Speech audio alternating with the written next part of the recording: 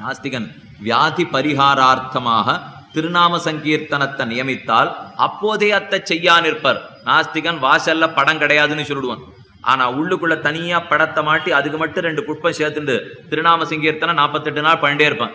சுவாமி வெளியில அப்படி பார்த்தேனே, உள்ளே அது வெளியே இது உள், அவ்வளவுதான். இந்த வித்தியாசம் தான் அவன் பேச்சில் எடுபட போறதே தவிர, ஏன்னா அவனையே இல்லேன்னு செய்வன் கூட திருநாமத்தை இல்லேன்னு சொல்லவே மாட்டான். பகவானை இல்லேன்னு சொல்லட்டும், ஆச்சாரியனை இல்லேன்னு ஒருத்தரும் சொல்லவே மாட்டான்.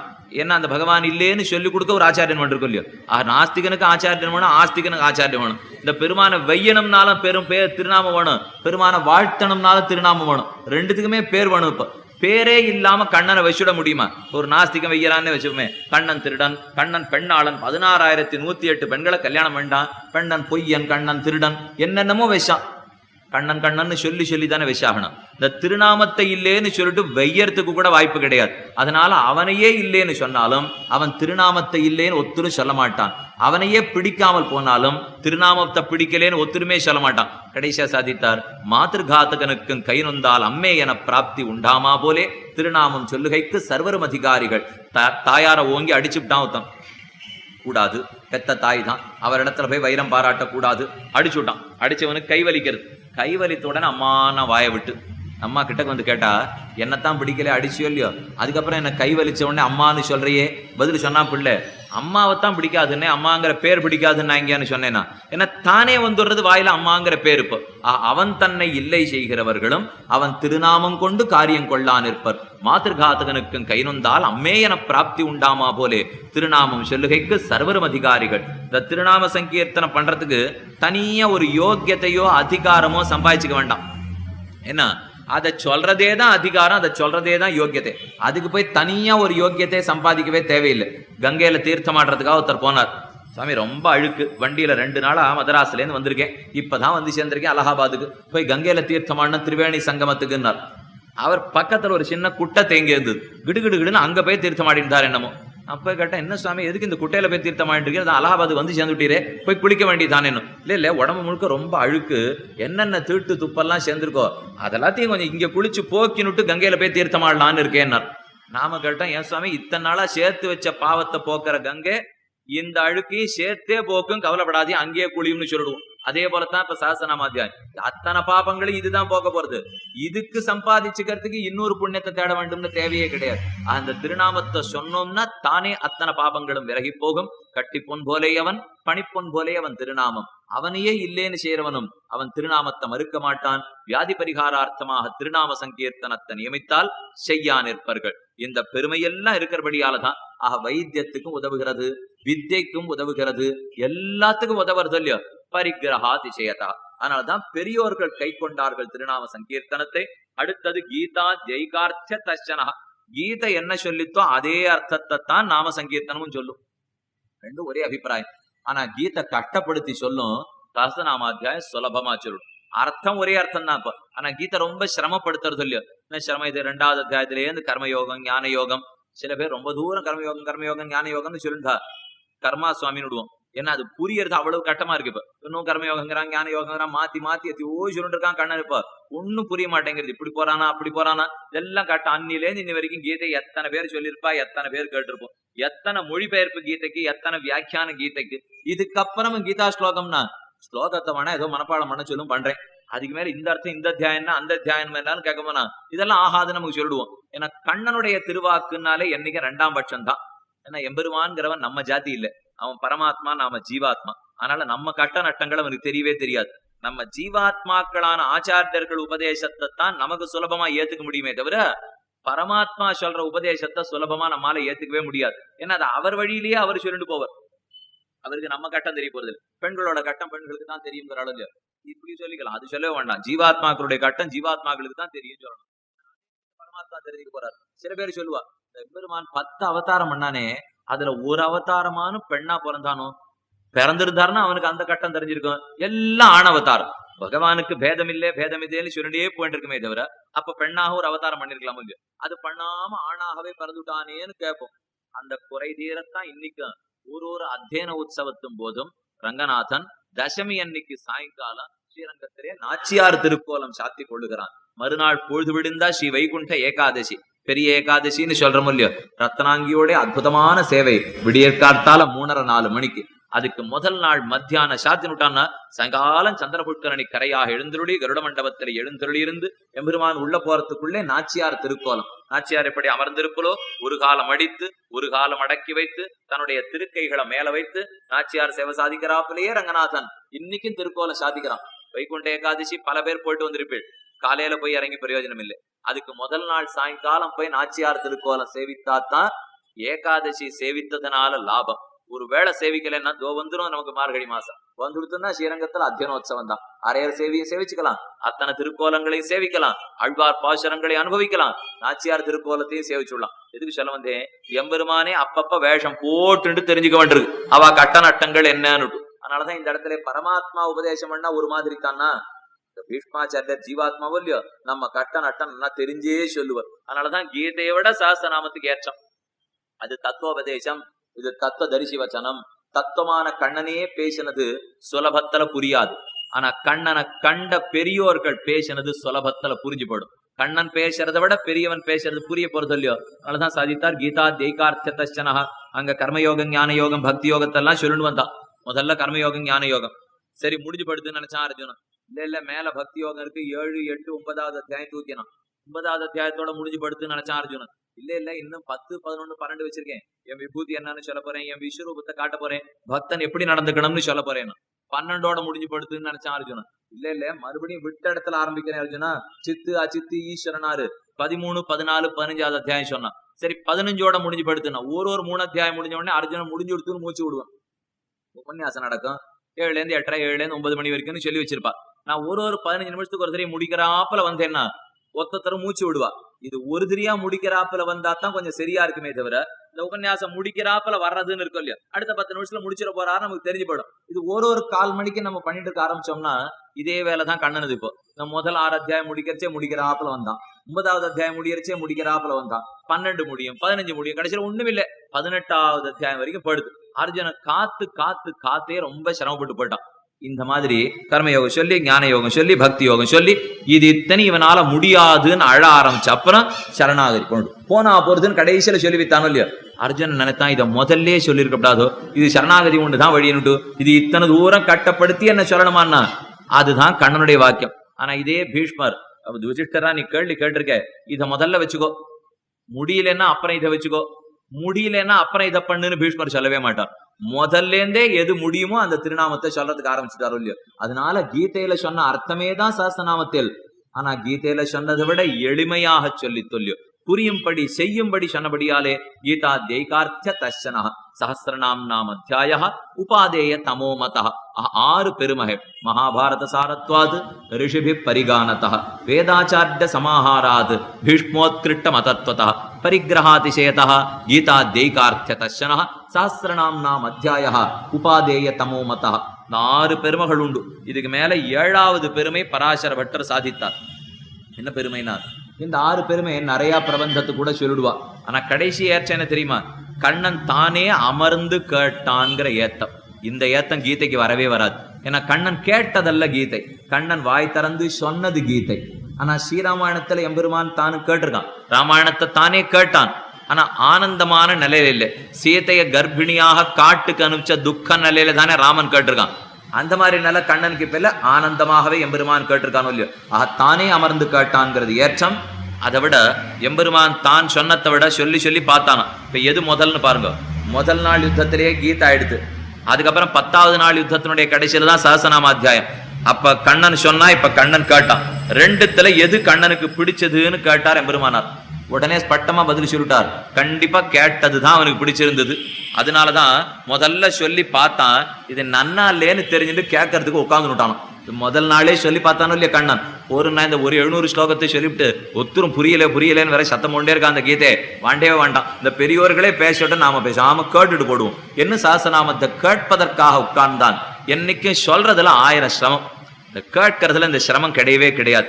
கடைசி பட்சம் சொல்லணும்னா மூடி இருக்கிற வாயை திறக்கணும் இல்லையோ, கேட்கறதுக்கு காது திறந்தே இருக்கு. அழ்வார் அதனால தான் எனக்கு கொடுக்கணும் எதேன்னா நாமம் சொன்னால் விரோதம் இது ஆகிலும் சொல்லுவன் கேண்மினோர்னு நம்மாழ்வாருடைய பாசுரம். நான் சொல்லிட்டே இருக்கேன், நீங்க கேட்டா போறோம்னா நாம உடனே கேட்டோம் ஆழ்வாரே, கேட்கறதுக்கு என்ன பால் கொடுக்கணுமா பழம் கொடுக்கணுமா, நீர் என்ன கொடுத்தா உபதேசிப்பியன்னு கேட்டோம். ஒண்ணு வேணா காது கொடுத்தால் போரும்னுட்டார் ஆழ்வார். நீ பணங்காசு கேட்டா ஒரு ஆச்சாரியன் உபதேசிக்க போறான், காதை கொடுத்தா கொடுத்துட்டு பட மாட்டானா. கேட்கறது ரொம்ப சுலபம், சொல்றதுல 1000 கட்டம். சொல்றது இனிதே தான், சொல்றது ஆனந்தமா தான் இருக்க போறது. ஏன்னா மச்சித்தாக மத்கத பிராணாக போதயந்த பரஸ்பரம், எனக்கு தெரிஞ்சதை 4 பேரோட சேர்ந்து பேசிக்கிறோம்னா, இது தெரிஞ்ச விஷயத்த பேசாம இருந்தா இந்த உள்ளுக்குள்ளேயே கொமஞ்சு போடும். ஆச்சாரியர்கள் ராமானுஜர் பேசியிருக்கார், மணவாளவர்கள் பேசியிருக்கார், தேசிகன் பேசியிருக்கார், ஆளவந்தார் பேசியிருக்கார், இவெல்லாம் பேசியிருக்காருன்னா உள்ள அவளால தங்க வைக்க முடியாது. ஒரு பகவானுடைய அனுபவம் உள்ளுக்குள்ள நிறைஞ்சு படுத்துனா அதை எப்படியானு வெளியில கொட்டினா தான் அவர்களுக்கு தங்கும். இப்ப அதேதான் பீஷ்மாச்சாரியர் இருக்கு. எம்பெருமானுடைய அனுபவம் மனசுல நிறைஞ்சு நிறுத்து, இந்த அனுபவத்தை வெளியில கொண்டு கொட்டினாத்தான் அவரால் தரிக்க முடியும். நல்லவேளை அதை வாங்கி கொண்டான். கண்ணன் கேட்பவனாக அமர்ந்திருக்கிறான், பீஷ்மாச்சாரியர் சொல்லுபவராக இருக்கிறார். அதுல முதல் ஸ்லோகம் தான், முதல்ல தியான ஸ்லோகத்தோட சுக்லாம் பரதரம் விஷ்ணும் சசிவர்ணம் சதுர்புஜம் பிரசன்ன வதனம் தியாயேத் சர்வ விக்னோபசாந்தயே யஸ்யத்ரவக்த்ராத்யா பரிஷத்யா பரசதம் விக்னன் நிக்னந்தி சததம் விஸ்வக்சேனம் தம் ஆசிரயே. முதல் ஸ்லோகம் எல்லாரும் அறிந்ததுதான். சுக்லாம் பரதரம் விஷ்ணும், விஷ்ணுவ குறித்து ஸ்தோத்திரம் பண்ணுகிற ஸ்லோகம் இது. சுக்ல அம்பரதரம், வெளுத்த பட்டாடையை சாத்தி கொண்டு இருக்கிறான். சுக்லம்ங்கிறது வெளுப்பொல்லியோ, அம்பரம்னா வெளுத்த ஆடை, அம்பரம்ங்கிறது ஆடை. சுக்லாம்பரதரம் விஷ்ணும், தரித்து கொண்டிருக்கிற விஷ்ணுவை பிரசன்ன வதனம். சுக்லாம் பரதனம் விஷ்ணும் சசிவர்ணம் சதுர்புஜம், சசிங்கிறது சந்திரன், சதுர்புஜம் சந்திரனுடைய வர்ணத்தோடு இருக்கான. சந்திர வர்ணத்தோடனா வெளுப்பு வர்ணம்னு தோணும். இல்லையே, திருமால் கண்ணன் எப்பவுமே கருப்பான்னா இருப்பார். என்ன ஸ்லோகத்துல கொஞ்சம் இடிக்கிறதே. சசிவர்ணன் சதுர்புஜம்னா சந்திரன் வெளுப்பாத்தான் இருக்க போறார், சசிவர்ணம்னா கண்ணன் வெளுப்பா இருந்திருக்கணும். எந்த இடத்துலயும் நாராயணனை வெளுப்பா நாம பார்த்ததே கிடையாது. நீலமேக வண்ணன், மேகசியாமன், கடல் வண்ணன், முகில் வண்ணன், கார் வண்ணன், இப்படியே தான் கேள்விப்பட்டிருக்குமே தவிர ஒத்தரும் வெளுப்பு வரணன் அப்படின்னு எந்த ஆழ்வாரும் பாடியிருக்கிறதா தெரியல. வடக்கெல்லாம் கனசியாம்னு பேர் வச்சிருப்பா. கனம் கனம்னா மேகம், மேகத்தை ஒத்த கருத்த நிறமொல்லிய கண்ணனுக்கு, அதனால கனசியாம் இன்னும் அந்த வடக்கெல்லாம் பேர் வச்சுக்கிறான். இவ்வளவு கருப்பா இருக்கிறன போய் சசிவர்ணம்னு சொல்லித்தே இப்ப சாஸ்திர வாக்கியம் ஏன் சொல்லித்துன்னா, சசினா சந்திரன், சந்திரனுடைய வெளுத்த வரணம் இருக்குன்னு அர்த்தம் இல்லை. சந்திரனுடைய சுவாவம், சந்திரனுடைய இயல்பு குளிர்ச்சி தருதல். பார்த்த உடனே குழு குழு குழுன்னு நமக்கு தோன்றது இல்லையோ, எம்பெருமான பார்த்த உடனே குழு குழுன்னு நமக்கு இருக்கும் இல்லையோ, சந்திரனை போல குளிர்ச்சியை நமக்கு கொடுப்பதனாலே சசிவர்ணம் சதுர்புஜம். 4 தோள்களை தரித்திருக்கிறான். சங்கம் என்ன, சக்கரம் என்ன, வலக்கையிலே அபயமுத்ரா முத்திரிதமான அபயம்னு சொல்லும் திருக்கைகள் என்ன, இடது கையாலே தன் திருவடிகளை காட்டும் திருக்கைகள் என்ன, இப்படி 4 திருக்கைகளோலே சதுர்புஜம். பிரசன்னவதனம் தியாயேத், சிரித்த திருமுக மண்டலத்தோடே சேவை சாதிக்கிறான். கடவுளை முதல்ல பார்த்து சேவிக்கிட்டு போனோம்னா அவர் முதல்ல சிரித்து வரவேற்கணும். ஏன்னா நாம ஏற்கனவே அழுதுண்டு சம்சாரத்துல இருந்து என்ன பண்றதுன்னு தெரியாத ஓடின்னு போய் நிக்கிறோம். அவர் வேற கடுகடுன்னு என்ன ஏதானு பார்த்தாருன்னா இதுக்கு இதுவே தேவையில்லைன்னு நம்ம திரும்பி வந்துரும். ஆனால் நல்லவேளை கிட்டக்க போறச்சையான சிரிக்கணும் இல்லையா. பிரசன்னவதனம் தியாயேது, சிரித்த திருமுக மண்டலத்தோட எம்பெருமானே தியானம் பண்ணுவோம். எதற்காக? சர்வ விக்ன உபசாந்தையே, அத்தனை விக்னங்களும் தீர்வதன் பொருட்டு. நமக்கு எத்தனை தடை கற்கள் பாபங்கள் இருக்குமோ அத்தனையும் தொலைய வேண்டும். எதற்கு தடங்கள் பாபம் இருக்கும்? பக்தி பிறக்கிறதுக்கு தடங்களா நிறைய பாவங்கள் இருக்கும். பக்தி ஒரு சம்சாரி இடத்திலே பிறக்கணும்னா அதுக்கு தடங்களா இருக்கிற பாபங்கள் அத்தனையும் தொலையணும்னு சொல்றது சாஸ்திரம். ஜன்மஹூனாம் ஜென்மநாமந்தே ஞானவான்மான் பிரபத்கதே என்று கண்ணனும் சாதித்தான். பல பல பிறவிகள் ரொம்ப பிரயத்தனப்பட்டாதான் பக்தியை ஆரம்பிக்கிறதுக்கு தடையா இருக்கிற பாபங்கள் அத்தனையும் விலகும். அந்த பாபம் விலகினாத்தான் பக்தியே நமக்கு கிடைக்கும். அந்த பாபத்தை விலக்குறதுங்கிறது பெரும் பாடு. அதுக்கு தான் இப்ப தியானம் பண்ணுங்கிறது எம்பெருமானே. ஆக நாம சங்கீர்த்தனம் பண்ணினால் பக்தி பிறக்கிறதுக்கு விரோதியா இருக்கிற பாபங்கள் தொலைஞ்சு போயிடும். பாபம் தொலைஞ்சுட்டா பக்தி பிறக்கும். பிரசன்னவதனம் தியாயேத் சர்வ விக்னோபசாந்தையே யஸ்ய த்விரதவக்த்ராத்யாக. விரதன் விரதங்கிறது ஆணைய குறிக்கும். விரதவக்த்ராத்யாக யான முகத்தோடே கூடின விஸ்வக்சேனர் இருக்காரு இல்லையா ஸ்ரீ வைகுண்டத்திலே. விஸ்வக்சேனர்ங்கிறது பெருமானுக்கு பிரதம சேனாபதி.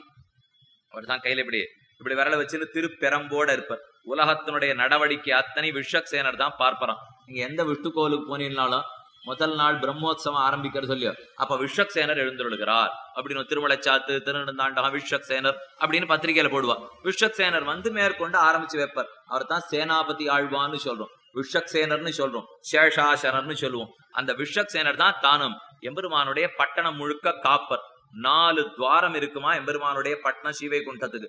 அதுல வடக்க 2 பேர் வாயிற்காப்போன், தெற்க 2 பேர் வாயில் காப்பர்கள், மேற்க 2 பேர், கிழக்க 2 பேர், ஒரு 2 பேர். இப்ப கோலுக்கு போறச்சே ஜெய விஜயாள் 2 பேர் முன்னாடி நிக்கிறாளோ இல்லையோ, அவர்களை வாயிற்காப்பு ஆண்டாள் பாசுரத்திலே நாயகனாய் நின்ன நந்தகோபனுடைய கோயில் காப்பானே, குடித்தோன்னும் தோரண வாசல் காப்பானே, மணிக்கதவம் தாழ்கிறவாய். கோயில் காப்பான், வாசல் காப்பான்னு 2 பேரை சொன்னாலும் இல்லையோ, அதே போல ஸ்ரீ வைகுண்டத்திலே எம்பெருமானுடைய கோயிலையும் வாசலையும் 8 பேர் காக்கிறார்கள். அதுல இவ எல்லாரோடையும் சேர்த்து விஸ்வக்சேனர் காப்பாற்றுவர். அதுல முக்கியமா யானமுகத்தான் அவ்விடத்திலே இருப்பர். அந்த யானமுகத்தான்கிற சேனாபதி ஆழ்வானுடைய ஒரு தொண்டன், அந்த தொண்டர் ஆனமுகத்தானோடே கூடின சேனாபதி ஆழ்வானை வணங்குகிறேன்னு சொல்றது 2வது ஸ்லோகம். சுக்லாம் பரதரம் விட்டும் சஜிவர்ணம் சதுர்புஜம் பிரசன்னவதனம் தியாயே சர்வவிக்னோபசாந்தையே யஸ்ய திரத வக்திராத்யாக. யானமுகத்தான் முதலான பல பல சேனாபதிகளோடே கூடின யஸ்ய திரத வக்திராத்யாக பாரிஷத்யா பரஷதம். பரிகரங்கள் பரிஷதர்கள்னா நிறைய தொண்டர்கள் கிங்கரர்கள். பாரிஷத்யா பரஷதம் விக்னன் நிக்னந்தி சததம். அந்த விஸ்வக்சேனரை முதல்ல சேவித்தோம்னா நம்முடைய சர்வ விக்னங்களையும் தொலைத்து கொடுக்கிறார். விக்னம் நிக்னந்தி சததம் விஸ்வக்சேனம் தம் ஆசிரியே. விஸ்வக்சேனர்னா விஸ்வக்குங்கிறது 4 திசையும் குறிக்கும். விஸ்வக்சேனர் அப்படின்னா 4 திசைகளிலேயும் பறந்து விரிந்திருக்கிற சேனை படைத்தவர். நாம எந்த திக்கில் இருந்தாலும் நம்ம காப்பாத்துறதுக்காக சேனை வச்சிருக்காராம். விஸ்வக்சேனந்தம் ஆசிரியே என்று சொல்லுகிறோம். அதற்கு மேலதான் தர்மபுத்திரன் அழகா பீஷ்மாச்சாரியரை பார்த்து ஒரு 6 கேள்விகள் கேட்கிறான். கிமேகம் தெய்வதம் லோகே கிம்வாப்பேகம் பராயணம் ஸ்துவந்தக்கம் கமர்ச்சந்தா பிராப்னுயுர் மானவாசுபம் கோதர்ம சர்வதர்மாணாம் பவத பரமோமதா கிம் ஜபன்முச்சதே ஜந்துகு ஜன்ம சம்சார பந்தனாத். உலகத்திலே கடவுள் யார்? முழுமுதற் கடவுள் யார்? அந்த கடவுளை அடைந்து நான் செய்ய வேண்டிய கைங்கரியம் பெரிய புருஷார்த்தம் எது? அந்த எம்பெருமானை அடைவதற்கு எனக்கு இருக்கும் வழி என்ன? இந்த 3 பத்தி தான் கேட்கிறான் யுதிஷ்டிரன். தத்துவம் ஹிதம் புருஷார்த்தம்னு சொல்லுவோம். எது உண்மை பொருள், யார் எம்பெருமான், அது தத்துவம். அதுக்கு அடுத்தது ஹிதம், அந்த எம்பெருமானை அடைவதற்கு வழி என்ன, அது ஹிதம் உபாயம்னு சொல்லுவா. புருஷார்த்தம், அடைஞ்சு என்ன பண்ண போறேன். ஏன்னா அடைஞ்சப்பறம் என்ன பண்ணணும்னு தெரிஞ்சிருந்தா தானே அடையறதுல ஒரு ஆசையை நமக்கு கிடைக்கும். இந்த பரீட்சை தேறினீர்னா இந்த வேலை கிடைக்கும், இந்த வேலை கிடைச்சா என்ன சம்பளம் கிடைக்கும், சம்பளம் கிடைச்சா கல்யாணம் ஆகும், கல்யாணம் ஆனா கிரகஸ்தனா வாழலாம், இப்படின்னு ஒன்னொன்னுக்கு ஒரு பரிசு வச்சிருக்கோம் இல்லையா. அதே போல சுவாமி தினம் பெருமாள் அடையணும் நீரும் 1.25 முன்னாடியே சொல்லிட்டு இருக்கீர். அடைஞ்சு என்ன பண்ண போறேன்னு கேட்டா நாளைக்கு தான் பார்க்கணும். ஆக தத்துவம் ஹிதம் புருஷார்த்தம்ங்கிற 3ஐயும் தான் கேள்வி கேட்டான் தர்மபுத்திரன் தானும். கிம் ஏகம் தெய்வதம் லோகே, எது தெய்வம், கிம்வாப்பேகம் பராயணம், அந்த தெய்வத்தை அடைந்து நான் செய்ய வேண்டிய புருஷார்த்தம் கைங்கரியம் அடைய வேண்டியதிலே சிறந்தது. கடைசியாக கிம்வாப்பேகம் பராயணம் ஸ்துவந்த கங்கமர்ச்சந்த பிராப்னுயுர் மாதவாசுபம், அந்த தெய்வத்தை அடைவதற்கு வழி எது என்ன 6 கேள்விகள். கேள்வி 3 தான், ஆனா அதை 6ஆக்கி கேட்டிருக்கான் தர்மபுத்திரன். ஏன் 6 கேள்விகள்? அந்த கேள்விகளுக்கு அழக்கா ஜெகத் பிரபுன் தேவதேவம் அனந்தம் புருஷோத்தமம் ஸ்துவன் நாம சஹஸ்ரேண புருஷ சததோத்யதா தமேவச்சார்ச்சயன் நித்யம் பக்தா புருஷமவ்யயம் தியாயன் ஸ்துவன் நமஸ்யஞ்ச யஜமானஸ்தமேவச்ச என்று தொடங்கி பெரிய பதில் இருக்கிறார் பீஷ்மாச்சாரியர் யுதிஷ்டிரனுக்கு. இவன் கேட்டி கேள்வி என்ன, அவன் சொல்லியிருக்கிற பதில் என்ன, மேற்கொண்டு விஸ்வம் விட்டு வஷட்காரஹா என்கிற திருநாம வைபவம் என்னங்கிறதே நாளை சாயங்காலம் சரியா 7 மணிக்கு உபன்யாசம் வந்து சேர பிரார்த்தித்து கீழே சொன்னா போலே அர்த்தம் தெரியாட்டாலும் தப்பில்லைங்கிறதுக்காக 6 வராது இருந்துராதீங்கோ. நீங்களும் வாங்கோ, இன்னும் 6 வந்து கேட்கணும் அவசியம், வரவும் சொல்லுங்கோள்னு பிரார்த்தித்து பிருந்தாரண்ய நிவாசாய பலராமானுஜாயச்ச ருக்மிணி பிராணநாதாய பார்த்தசூதாய மங்களம்னு சொல்லி அமைகிறேன், க்ஷமிக்க பிரார்த்திக்கிறேன்.